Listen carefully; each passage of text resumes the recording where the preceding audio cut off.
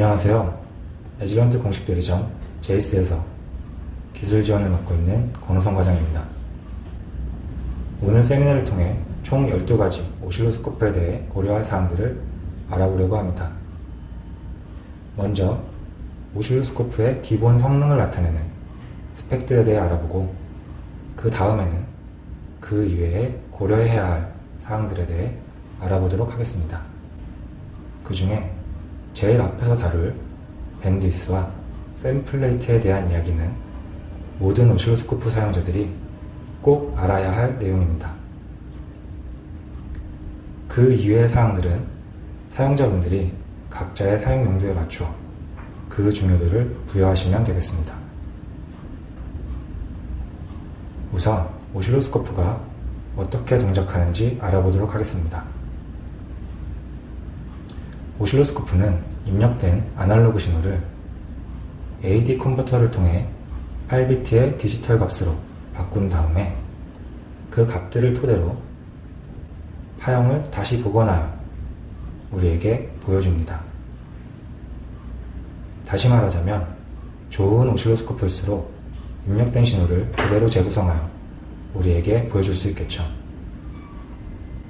이때 얼마만큼 입력된 오한 신호를 잘 재구성하느냐에 대한 지표들이 오실로스코프의 스펙들이 되는데, 이들에 대해서 알아보도록 하겠습니다. 가장 먼저 알아볼 사항은 밴드위스입니다.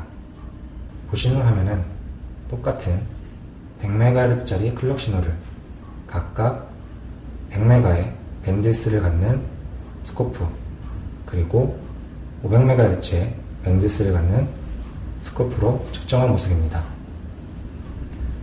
보시는 바와 같이 500MHz의 밴드위스를 갖는 오실로스코프에서 측정했을 때 올바른 파형의 모습을 나타냅니다. 가끔 100MHz 신호를 측정하는 데 있어서 100MHz 오실로스코프로 측정하면 되지 않겠는가 하는 분들이 있습니다. 하지만 지금 보시는 것처럼 좀 더 큰 밴드위스를 갖는 오실로스코프로 측정해야 하는 것을 알 수 있습니다. 보통 사인파 같은 아날로그 신호를 측정할 때는 그 신호 주파수의 3배, 그리고 디지털 클럭과 같이 구형파를 측정할 때는 그 신호 주파수의 5배를 갖는 오실로스코프로 측정이 필요합니다. 이보다 좀 더 정확한 오실로스코프의 밴드위스를 결정하는 방식은 신호의 엣지 스피드, 즉 라이즈 타임을 통한 추출법이 있습니다. 그럼 이에 대해 알아보기 전에 왜 좀 더 큰 밴드위스의 오실로스코프가 필요한지 알아보겠습니다. 오실로스코프는 입력된 신호의 주파수가 빨라질수록 신호의 감쇄가 일어납니다. 그때 그 엔벨로프를 나타낸 그래프입니다. 사인파가 입력됐을 때 그 응답이 마이너스 3dB, 즉 3dB만큼 떨어진 포인트를 그 오실로스코프의 밴드위스라고 정의하고 있습니다. 오실로스코프의 주파수 응답이 플랫한 영역, 즉 감쇄가 이루어지지 않은 영역에서 측정을 해야 정확한 결과를 얻을 수 있겠죠. 이러한 오실로스코프의 주파수 응답에는 두 가지가 있는데요. 오실로스코프 밴드위스의 50% 지점부터 서서히 루프가 일어나는 가우시안 응답, 그리고 오실로스코프 밴드위스의 70에서 80%까지 플랫한 영역을 유지하다가 급격하게 루프를 보이는 맥시멀리 플랫 응답이 있습니다. 에질런트의 1기가 미만의 스코프들은 가우시안 응답, 그리고 에질런트의 1기가 이상의 스코프들은 모두 맥시멀리 플랫 응답을 갖습니다. 두 방식이 모두 장단점이 있겠지만 맥시멀리 플랫 응답이 밴드위스 대비 루프라는 비율이 적기 때문에 같은 밴드위스에 더 많은 플랫한 영역에서 정확한 측정을 할 수 있는 더 나은 방식이라고 할 수 있습니다. 오실로스코프의 밴드위스는 그 응답이 3dB만큼 감쇄된 지점이기 때문에 정확한 측정을 위해서는 측정하고자 하는 신호의 주파수보다 좀 더 큰 밴드위스를 갖는 스코프가 필요하게 됩니다. 이번에는 측정하고자 하는 대상, 즉 오늘날 대부분의 디지털 신호의 형태인 스퀘어 웨이브에 대해 알아보겠습니다. 화면을 보시면 좌측에는 시간 도메인인 오실로스코프에서 본 스퀘어 파형, 그리고 우측에는 주파수 도메인인 스펙트럼 아날라이저로 본 모습입니다. 이때 구형파를 구성하고 있는 하모닉 성분들을 볼 수 있는데요. 아래에 보시는 식은 피리에 시리즈에 대한 내용입니다. 즉, 구형파는 그 주파수와 같은 1차 펀더멘탈 파형, 그리고 그 앰플리튜드가 더 작아지고 주파수는 3배만큼 빨라진 3차, 그리고 앰플리튜드는 더 작아지고 주파수는 5배만큼 빨라진 5차, 7차, 9차, 무한대의 호수차 파형의 합으로 이루어져 있다는 내용입니다. 하단에 3장의 그림을 보시면 구형파 내에서의 고주파 성분은 라이즈 타임, 즉 엣지 부분의 모양을 결정짓는 요소가 되는 것을 알 수 있습니다. 즉 고주파 성분이 많을수록 그 파형이 구형파에 가깝게 되는 것이죠. 다시 말해서 구형파 신호의 형태를 제대로 보기 위해서는 그 신호가 포함하고 있는 고주파 성분들까지 포함해서 측정해야 합니다. 이러한 원 신호를 충분한 밴드위스를 갖는 오실로스코프를 가지고 충분한 고주파까지 포함한 측정을 했을 때 정확한 측정 결과를 얻을 수 있습니다. 반면에 충분하지 못한 밴드위스를 가진 오실로스코프로 측정을 했을 때는 보시는 것처럼 부정확한 결과를 얻게 되는 것입니다. 보시는 것처럼 고주파 성분들의 정보를 볼 수 없기 때문에 라이즈 타임이 늘어나고 사인웨이브처럼 파형이 늘어져 버립니다. 즉, 구형파 측정에 있어서는 보고자 하는 신호의 주파수보다 높은, 즉 고주파 성분까지 볼 수 있는 밴드위스의 스코프가 필요한 것입니다. 그럼 이제 처음으로 돌아가서 정확한 오실로스코프의 밴드위스를 구하는 방법을 알아보겠습니다. 먼저 신호의 가장 빠른 라이즈 타임을 알아봅니다. 그리고 그 라이즈 타임을 토대로 니 주파수를 구합니다. 니 주파수는 그 신호의 모양을 결정짓는 고주파 성분들 중에서 가장 높은 주파수를 말합니다. 즉, 니 주파수까지의 고주파 성분들을 봤을 때 원 신호의 형태를 그대로 재구성하여 정확한 결과를 얻을 수 있다는 뜻입니다. 그 방법은 라이즈 타임이 10에서 90%까지 정의되었을 때 0.5를 라이즈 타임으로 나누는 방법, 그리고 라이즈 타임이 20에서 80까지 정의되었을 때 0.4를 라이즈 타임으로 나누는 방법이 있습니다. 이렇게 구해진 니 주파수까지 보기 위해서는 또 하나 오실로스코프의 밴드위스를 고려해야 합니다. 오실로스코프의 응답 중에서 플랫한 영역에서 측정을 해야 정확한 결과를 얻을 수 있고, 그 값은 가우시안 응답일 때 1.9배, 맥시멀리 플랫 응답일 때 1.4배의 값을 갖습니다. 오실로스코프가 같은 밴드위스를 갖더라도 맥시멀리 플랫 응답의 경우에 평평하게 유지하는 구간이 가우시안 응답에 비해 더 크기 때문에 더 작은 밴드위스를 갖고도 정확한 측정을 할 수 있습니다. 그럼 예를 들어 보겠습니다. 라이즈 타임이 1나노세컨드인 신호라고 했을 때 그 니 주파수는 계산에 의해서 500MHz가 됩니다. 이때 3% 이내의 정확도를 갖기 위해서는 그 니 주파수의 1.9배, 즉 950MHz의 밴드위스를 갖는 스코프가 필요합니다. 물론 정확한 측정을 위해서는 950MHz 밴드위스를 갖는 오실로스코프가 필요하겠지만 사용자가 예산 부족 등의 문제를 이유로 20% 이내의 정확도, 즉 라이즈 타임이 1나노세컨드인 신호가 1.2나노세컨드로 측정되는 경우도 큰 문제 없다 하실 때는 500MHz의 밴드위스를 갖는 스코프로 측정을 할 수도 있습니다.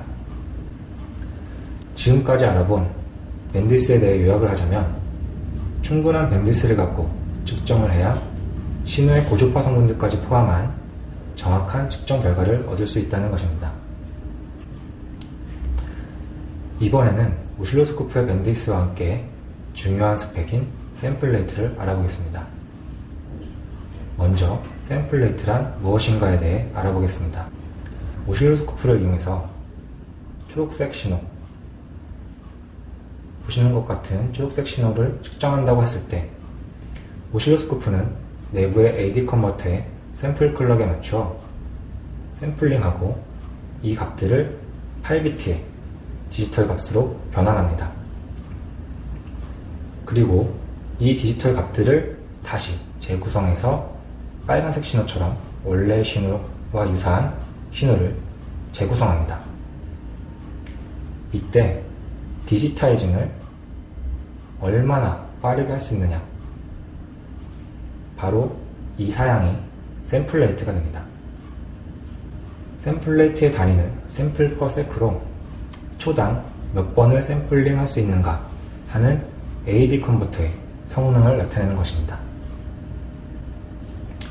그렇다면 정확한 측정을 위해서는 샘플 레이트는 얼마나 필요할까요? 여기 두 가지 의견이 있습니다. 나이키스트 이론대로 스코프 밴드위스의 2배이다. 다른 하나는 나이키스트 이론과는 다르게 스코프 밴드위스의 10배에서 20배가 필요하다. 그럼 필요한 샘플 레이트, 측정을 정확하게 하기 위한 필요한 샘플 레이트를 알아보기 전에 관련된 사항인 나이키스트 이론과 엘리어싱에 대해서 알아보도록 하겠습니다. 먼저 나이키스트 이론입니다. 내용을 간단하게 말씀드리면 어떠한 신호를 그 신호의 주파수보다 2배 이상으로 샘플링하면 원래 신호를 엘리어싱 없이 정확하게 재구성할 수 있다 하는 내용입니다. 다음은 엘리어싱입니다. 빨간색의 원래의 신호를 느린 샘플링 레이트를 가지고 느리게 샘플링 하였을 때 그때 얻어진 디지털 값을 가지고 파형을 재구성하면 파란색처럼 주파수가 느려진 파형이 재구성되게 되는데 이러한 현상을 엘리어싱이라고 합니다.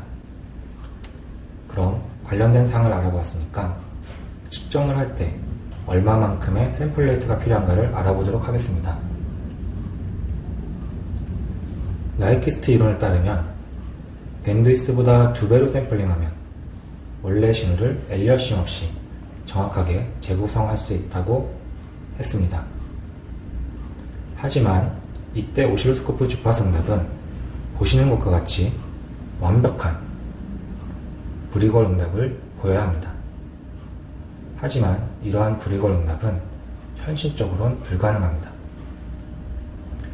오실로스코프는 이상적인 브리걸 응답을 갖지 않기 때문에 나이키스트 이론을 적용해서 2배로 샘플링을 하게 되면 보고자 하는 주파수 이상의 고주파 성분들이 엘리어싱 되면서 원래는 신호의 모양에 영향을 주지 않던 니 주파수 이상의 고주파 성분들이 신호의 모양에 영향을 주는 낮은 주파수로 재구성되면서 원래의 신호를 왜곡하게 되는 것입니다.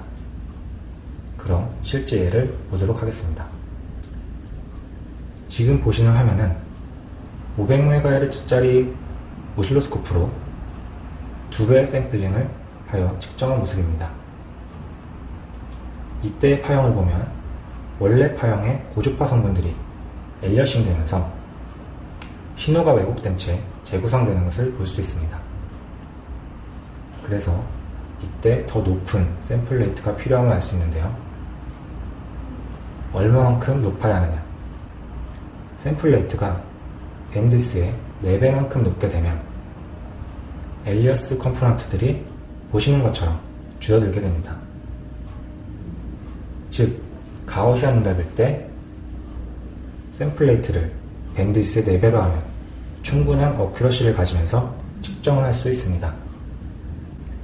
또한 맥시멀리 플랫 응답일 때는 좀 더 급격한 로우 로프를 보이기 때문에, 즉 앞서 이야기한 브리월 응답에 좀 더 가깝기 때문에 샘플 레이트가 4배보다 작은 2.5배일 때 충분한 어큐러시를 가질 수 있습니다. 다양한 샘플 레이트를 사용하여 디지털 클럭 신호를 측정할 때 예제를 보도록 하겠습니다. 500MHz의 밴드위스를 갖는 스코프로 100MHz의 클럭 신호를 측정할 때 각각 2배, 4배, 8배의 샘플 레이트로 측정한 모습입니다. 샘플 레이트가 2배일 때는 엘리어싱을 일으키며 파형을 제대로 볼 수 없는 반면 4배 이상에서는 파형을 정확하게 볼 수 있습니다. 이때 샘플 레이트가 4배이건 8배이건 큰 차이 없이 신호를 잘 측정하는 것을 볼 수 있습니다. 결론적으로 샘플 레이트는 오실로스코프 밴드위스의 4배 이상으로 할 때 신호를 오차 없이 잘 측정할 수 있습니다. 다음은 메모리 뎁스입니다. 메모리는 우리가 흔히 알고 있는 저장 공간의 의미인데요.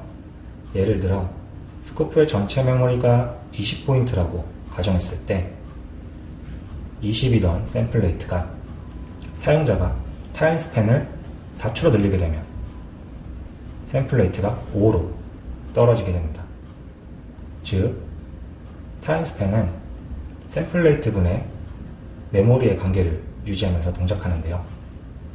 그렇다면 사용자가 샘플 레이트는 유지하면서 긴 시간 동안의 파형을 측정하고자 한다면 메모리가 같이 커져야겠죠. 즉, 딥메모리가 필요한 것입니다. 딥메모리는 더 높은 샘플 레이트를 유지하면서 긴 시간 동안의 파형을 획득을 가능하게 합니다. 하지만 딥메모리는 단점도 있는데요. 특히 업데이트 레이트가 느려지는 단점과 추가 비용이 발생하는 문제입니다. 그렇기 때문에 무조건적인 딥메모리의 사용보다는 메모리를 효율적으로 사용하는 것이 중요합니다. 그리고 자신에게 딥메모리가 과연 필요한가를 잘 따져봐야 합니다. 필요한 메모리를 구하는 방법은 예를 들어 2기가의 샘플 레이트가 필요할 때 샘플 인터벌은 그 역수를 취해서 500피코세컨드가 되고요. 사용자가 파형을 보고자 하는 시간의 간격이 2ms라고 할 때 필요한 메모리는 계산에 의해서 4메가가 됩니다. 다시 말해 4메가의 메모리면 2기가의 샘플 레이트를 유지하면서 2ms 동안 파형을 측정할 수 있습니다. 2ms가 짧은 시간이라면 짧은 시간이겠지만 디지털 세계에서는 굉장히 긴 시간입니다. 보통은 마이크로, 나노 단위의 측정을 하시죠. 하지만 매우 긴 시간에 대해서 측정이 요구될 때도 있을 것입니다. 이때 딥메모리가 아닌 효율적인 메모리의 사용을 통해 문제를 해결하는 방법을 알아보겠습니다. 바로 세그먼트 메모리입니다. 세그먼트 메모리는 보시는 것처럼 입력 신호 사이에서 신호가 나오지 않는 아이들 구간은 획득하지 않고 사용자가 보고자 하는 신호 부분만을 캡처하여 스코프의 수집 메모리를 최적화합니다. 예를 들어 5기가의 샘플 레이트를 유지하면서 1000개의 세그먼트를 캡처했을 때 1000번째 세그먼트가 400ms의 타임 태그를 갖고 있다면 마치 2기가의 메모리를 사용하는 것과 같이 신호를 볼 수 있습니다. 이러한 세그먼트 메모리는 신호와 신호 사이에 아이들 구간이 긴 신호일수록 유용합니다. 예를 들어 RF 버스트 신호 또는 RSQC, CAN, RS232 같은 직렬 통신 신호들에 유용하게 사용됩니다. 오실로스코프의 메모리는 상상하시는 것 이상으로 많은 비용이 소요됩니다. 그렇기 때문에 사용자는 필요한 메모리를 그 사용 용도와 필요성을 따져서 딥 메모리를 사용해야 하는지 또는 세그먼트 메모리와 같은 효율적 사용으로 충분한지를 결정을 하셔야 합니다. 다음에 알아볼 내용은 채널의 수입니다. 보통 오실로스코프는 2개에서 4개의 채널을 갖는데 오늘날 디지털 시스템은 매우 복잡해지면서 동시에 4개 이상의 신호를 살펴야 하는 경우가 많아졌습니다. 특수한 경우로 8채널을 갖는 오실로스코프도 있지만 가격이 매우 비쌉니다. 이때 MSO라 불리는 믹스드 시그널 오실로스코프를 고려하셔야 합니다. MSO는 기존의 오실로스코프에 로직 아날라이저 기능이 추가되었다고 보시면 됩니다. 기존의 아날로그 4채널에 스레시홀드를 기준으로 0, 1을 판별하는 디지털 16채널이 더해져 있습니다. 이 아날로그 채널과 디지털 채널은 모두 공통의 타임베이스가 적용되기 때문에 동시에 20채널을 볼 수 있습니다. 여러 채널이 필요할 때, 특히 아날로그와 디지털이 혼재된 신호를 측정해야 한다면 꼭 고려하셔야 할 부분입니다. 다음은 웨이브폼 업데이트 레이트에 대해서 알아보도록 하겠습니다. 웨이브폼 업데이트 레이트란 오실로스코프가 파형을 얼마나 빠르게 업데이트 해주는가에 대한 사양입니다. 오실로스코프는 입력된 신호를 재구성하여 우리에게 보여주는데요. 이때 신호를 획득하여 샘플링하고 메모리에 저장한 다음 이를 바탕으로 신호를 재구성하여 화면에 사진을 올리는 것처럼 업데이트하게 됩니다. 이러한 일련의 과정들 때문에 파형의 업데이트 사이에는 데드타임이라고 하는 신호를 획득하지 못하는 구간이 존재하게 됩니다. 데드타임이 길수록 non-monotonic, 글리치, 노이즈 같은 신호들을 캡처할 확률이 낮아지게 되고 반면에 웨이브폼 업데이트 속도가 빨라지면 데드타임이 작아지면서 보시는 것처럼 이상 신호들을 잘 캡처하고 있습니다.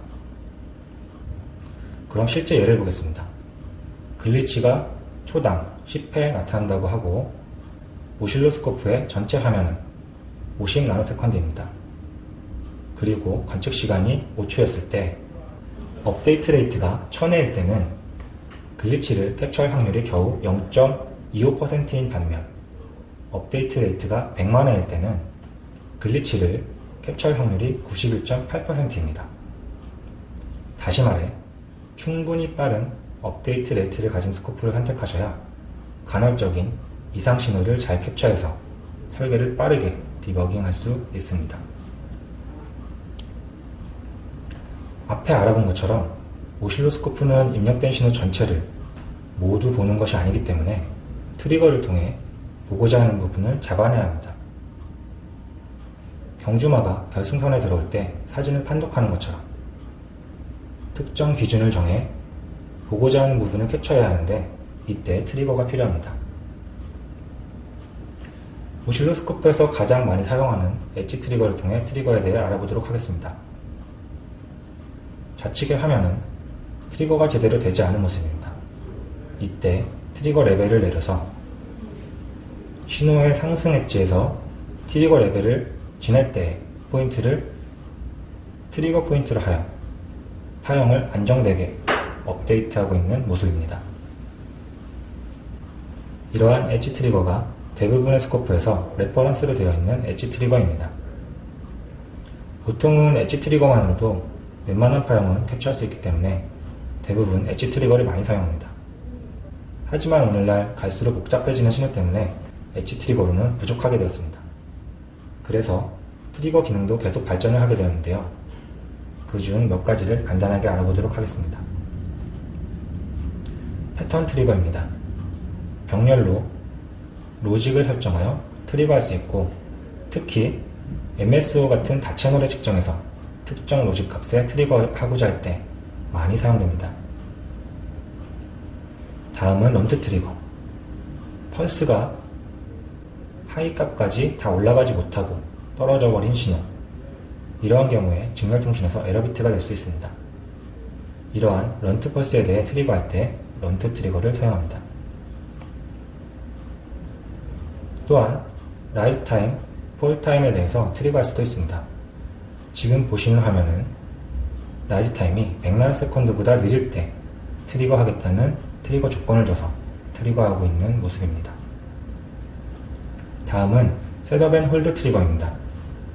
통신에 있어서 클럭과 데이터의 셋업 앤 홀드 타임은 0, 1을 판별하는 데 있어서 매우 중요합니다. 셋업 앤 홀드 타임을 위반하면 0, 1을 제대로 판별하지 못해서 에러 비트가 되기 때문입니다. 이러한 셋업 앤 홀드 타임을 위반하는 경우에 대해서 트리거할 수도 있습니다. 마지막 존 트리거입니다. 좌측에 화면을 보시면 간헐적으로 나타나기 때문에 흐리게 표시가 되고 있는 파형이 보이실 겁니다. 이렇게 신호가 한 번에 올라가지 못하고 꺾이는 신호를 넌 모노토닉 신호라고 하는데요. 이러한 신호는 트리거하기가 굉장히 까다롭습니다. 하지만 존 트리거는 사용자가 직관적으로 화면상에 보이는 신호의 영역을 지정한 다음 그 영역을 지나가는 신호를 트리거하겠다 또는 지나가지 않는 신호에 대해서 트리거하겠다 명령을 주는 겁니다. 화면상에 보이는, 즉 눈에 보이는 모든 신호를 쉽게 트리거할 수 있는 장점이 있습니다. 지금까지 알아본 바와 같이 여러가지 트리거 방법이 있는데요. 결론적으로 사용자의 복잡한 신호에 대해서 파형을 분별하여 획득할 수 있도록 여러가지 트리거를 지원하는 오실로스코프를 선택해야 합니다. 여기까지 스코프 자체의 기본적인 성능을 나타내는 스펙들을 통해 오실로스코프를 알아보았습니다. 요약하면 오실로스코프의 적절한 밴드위스, 샘플 레이트, 메모리를 통해 입력된 신호를 제대로 볼 수 있다면 빠른 업데이트 속도를 통해서 간헐적인 신호를 발견하고 그에 대해 다양한 방법으로 트리거도 할 수 있는가를 나타내는 것들이었는데요. 이제부터는 그 외에 부가적인 기능들에 대해서 간단하게 알아보면서 추가적으로 고려해야 하는 사항들을 알아보도록 하겠습니다. 오실로스코프의 디스플레이 품질은 간과되기 쉽지만 현재 오실로스코프들은 획득된 신호에 대해 수식 정보, 즉 파형의 강도를 표시해 주어서 자주 획득되는 파형은 밝게, 간헐적인 신호는 흐리게 표시하여 사용자가 신호에 대한 자세한 정보를 한눈에 볼 수 있게 해줍니다. 오실로스코프의 직접적인 성능과는 관계가 없지만 디스플레이 품질은 사용자 파형의 세부 사항을 한눈에 볼 수 있게 해주므로 중요하게 고려되어야 할 사항입니다. 다음은 시리얼 버스에 대해 고려할 부분을 알아보겠습니다. 시리얼 버스는 직관 통신, I/O 통신 등등 오늘날의 통신 설계의 대부분에 보편적으로 사용됩니다. 전통적인 시리얼 버스의 디코딩을 캔 통신을 예를 들어 보겠습니다. 우선 입력된 펄스로부터 0, 1을 판별하여 이진수의 값으로 나타냅니다. 거기에 각각의 자릿수를 확인하여 프레임의 ID 그리고 데이터 값들을 16진수 헥사코드로 변환합니다. 이러한 작업을 하는 데에는 많은 노력과 시간이 소모될 뿐만 아니라 휴머니티 에러, 즉 사람의 실수에 의한 에러를 갖게 될 가능성이 높아집니다. 그러면 오늘날의 오실로스코프가 자동으로 시리얼 버스를 디코딩해주는 모습을 보시겠습니다. 보시는 것처럼 신호에 동기화된 디코드 값을 실시간으로 볼 수도 있으며 마치 프로토콜 디코더처럼 디코딩된 값들을 표로도 보실 수 있습니다. 물론 특정 시리얼 데이터, 프레임 ID 등등에서도 트리거가 가능합니다. 여기서 한 걸음 더 나아간 최신 디코딩 기술입니다. 오토모티브 쪽에서 많이 사용하는 캔, 린 신호를 동시에 디코딩하고 있는 모습입니다. 두 개의 시리얼 버스를 동시에 디코딩하고 리스터에서는 캔과 린 두 개의 값을 시간순으로 동시에 나타내주기까지 합니다. 또한 리스터를 자세히 보시면 캔통신의 DBC 포맷을 지원하면서 심볼릭 디코딩하는 것을 볼 수 있습니다. 현재 스티어링 휠의 제어, 엔진의 제어 등등 캔통신의 실제 메시지를 볼 수 있는 것입니다. 시리얼 버스에 대해 고려하실 때에는 보시는 것과 같은 사항들을 확인하셔야 합니다. 특히 하드웨어 베이스인가? 하드웨어 베이스 디코드라는 것은 디코딩할 때 CPU 동작이 들어가지 않는 것입니다.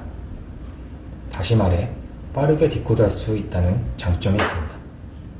또한 시리얼 버스의 특정 부분에 대해서 캡처하고 특정 부분을 쉽게 찾고 신호가 규격에 맞게 동작하는가를 쉽게 확인할 수 있어야 합니다. 즉, 시리얼 버스에 대해 트리거하고 디코드하여 여러분의 설계를 빠르게 디버그하는데 도움을 줄 수 있는가를 확인하셔야 합니다. 다음 고려사항은 측정과 분석입니다. 요즘 오실로스코프들은 보시는 것처럼 이러한 자동 측정들을 기본적으로 지원을 합니다. 에즐런트의 4000X 시리즈 오실로스코프를 예를 들면 각종 파라메트릭 자동 측정과 그 통계를 보고 매스 기능 중에서 FFT를 이용해서 특정 주파수 대역의 노이즈를 찾고 신호의 마스크 테스트, 전력 분석에 대한 컴플라이언스 테스트, USB 2.0 시그널 퀄리티를 자동으로 측정하고 레포트를 출력해 주기도 합니다. 물론 이보다 상위 모델의 스코프들은 예를 들어 USB 3.0, HDMI 같은 더 빠른 하이스피드 통신 규격에 대해 자동화된 테스트가 가능합니다.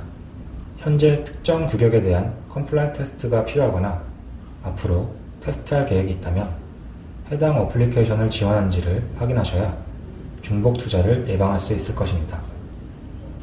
오실로스코프는 그 자체로도 훌륭한 분석 툴이지만 많은 분들이 측정된 신호와 값들을 가지고 PC에서 작업하기도 합니다. 보통은 USB 메모리 스틱에 저장하여 PC로 데이터를 옮기는데요. 그 옮겨야 하는 데이터가 많거나 빈도수가 많다면 오실로스코프와 PC를 직접 연결해서 데이터를 전송하는 것도 필요합니다. 과거 GPIB, RS231을 통해 연결을 했고 최근에는 USB와 랜을 통해 연결을 할 수 있습니다. 또한 PC에 인피니뷰라는 소프트웨어를 설치하면 오실로스코프의 모든 기능을 PC에서 작업할 수 있습니다. 지금 보시는 그림은 마치 오실로스코프의 화면처럼 보이지만 모두 PC의 화면입니다. 스코프로부터 CSV 등으로 저장한 파형 데이터를 PC에서 분석하는 것입니다. 기본적인 파라메트릭 측정, 그리고 포인트에 대한 커맨드를 달고 지터를 분석하고 시리얼 디코드도 가능합니다. 즉, 오실로스코프의 모든 기능이 PC에서 가능하시다고 보면 됩니다. 따라서 매우 편리하게 오프라인으로 작업하고 스코프의 작업 시간을 줄이고 쉽게 문서화할 수도 있습니다.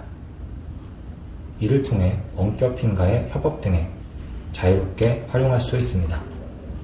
사용자는 특정 연결 방법과 문서화, 그리고 분석 방법에 대한 필요성까지도 확인을 해서 오실로스코프를 고려해 봐야 합니다. 다음 고려사항은 프로빙입니다. 프로브는 보통 오실로스코프를 선택할 때 간과되기 쉬운데요. 스코프가 아무리 좋더라도 프로브가 좋지 않다면 그 측정 시스템의 능력은 사양이 낮은 쪽인 프로브의 능력만큼만 사용될 수 있습니다. 프로브의 종류는 크게 나누면 패시브 프로브와 액티브 프로브, 그리고 싱글핸드 프로브와 디퍼런셜 프로브로 나눌 수 있습니다. 패시브 프로브는 R, L, C 같은 패시브 소자로 이루어져 있어서 패시브 프로브라 불리고 있고요. 범용적으로 많이 사용되는 프로브입니다. 그리고 액티브 프로브는 내부에 액티브 소자가 사용되면 내부 캐패시턴스 값이 작아서 오늘날 하이스피드 시그널의 측정에 많이 사용됩니다. 또한 싱글핸드와 디퍼런셜, 싱글핸드 프로브는 그라운드 대 신호 사이의 전압을 측정하며 디퍼런셜 프로브는 신호 대 신호의 전압을 측정합니다.